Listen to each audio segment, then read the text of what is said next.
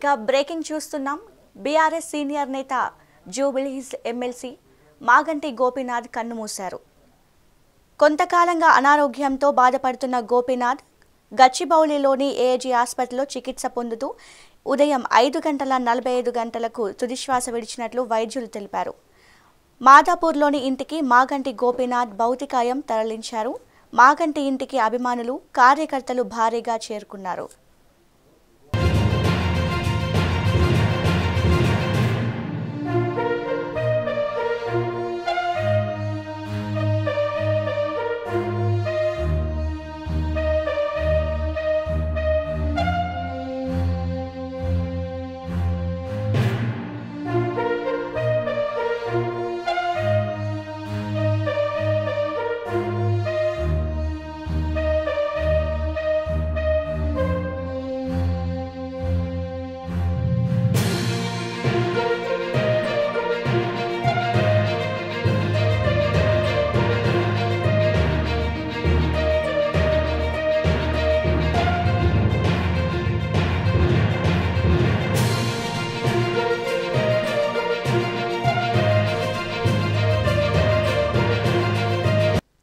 ఈ నెల 5వ తేదీన గోపీనాథ్ గుండెపోటుకు గురయ్యారు.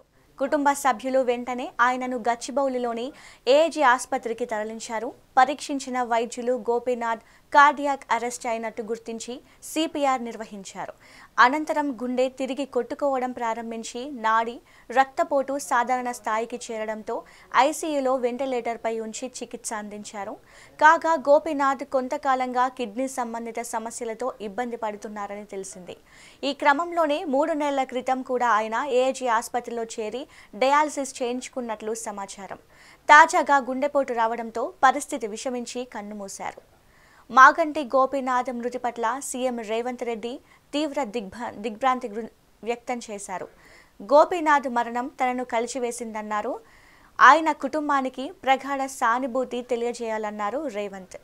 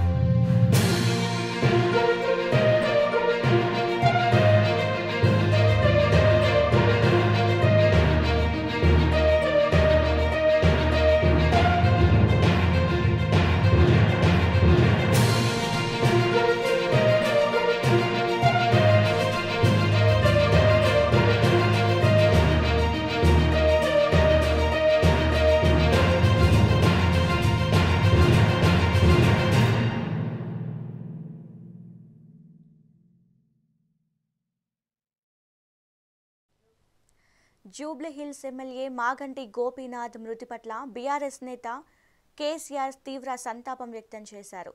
గోపీనాథ్ మరణం బీఆర్ఎస్కు తీరని లోటన్నారు కేసీఆర్. గోపీనాథ్ ఎంతో కష్టపడి రాజకీయాల్లో అంచెలంచెలుగా ఎదిగారని కొనియాడారు. సామాన్యుడైన ప్రజానేతగా గోపీనాథ్ పేరు తెచ్చుకున్నారని తెలిపారు. మాగంటి కుటుంబానికి, ఆయన అభిమానులకు ప్రగాఢ సానుభూతి తెలిపారు కేసీఆర్.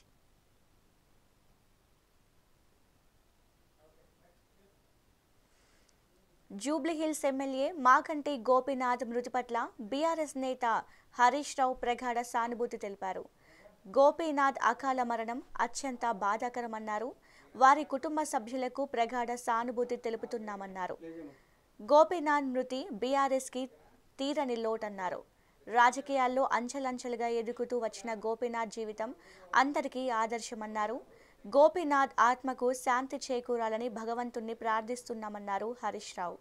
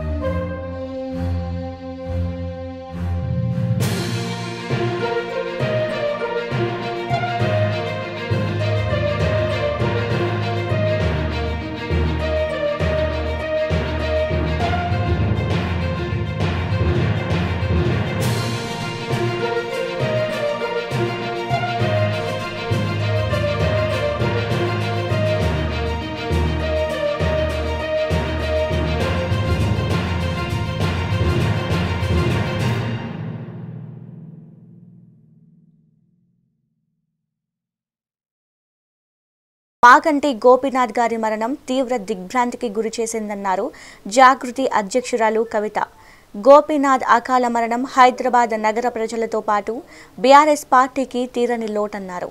గోపీనాథ్ పవిత్ర ఆత్మకు శాంతి చేకూరాలని, శోకార్తులైన గోపీనాథ్ కుటుంబ సభ్యులకు ధైర్యం ప్రసాదించాలని భగవంతుడిని ప్రార్థిస్తున్నాను. ఇక ఇదే అంశంపై మా ప్రతినిధి జగన్ లైవ్ లో అందిస్తారు. ఎమ్మెల్యే మాగంటి గోపీనాథ్ ఈ రోజు ఉదయం 5:45 మృతి చెందారు. అయితే గత 5వ తేదీన అనారోగ్యం కారణంగా ఇటు హైదరాబాద్ లోని ఏఐజీ హాస్పిటల్లో చికిత్స పొందుతున్న ఆయన ఈ రోజు ఉదయం 5:15 మృతి చెందారు.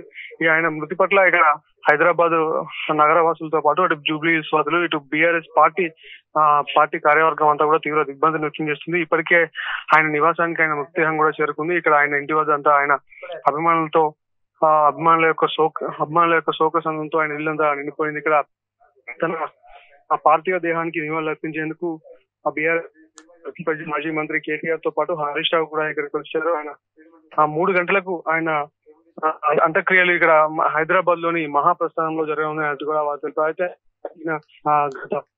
2014లో మొదటిసారి ఎమ్మెల్యే గెలిచినప్పటి నుండి ఇప్పటి వరకు కూడా హైదరాబాద్ నగర అభివృద్ధిలో కీలక పాత్ర పోషించాడని మహానాయకుడు అని చాలా రాజకీయ జీవితంలో తాను రాజకీయంలోకి వచ్చినప్పటి నుండి కూడా హైదరాబాద్ నగర అభివృద్ధితో పాటు ఇటు జూబ్లీహిల్స్ నియోజకవర్గ ప్రజలకు సంబంధించిన సంక్షేమ కార్యక్రమాలతో పాటు అనేక కార్యక్రమాలు నిర్వహించారు.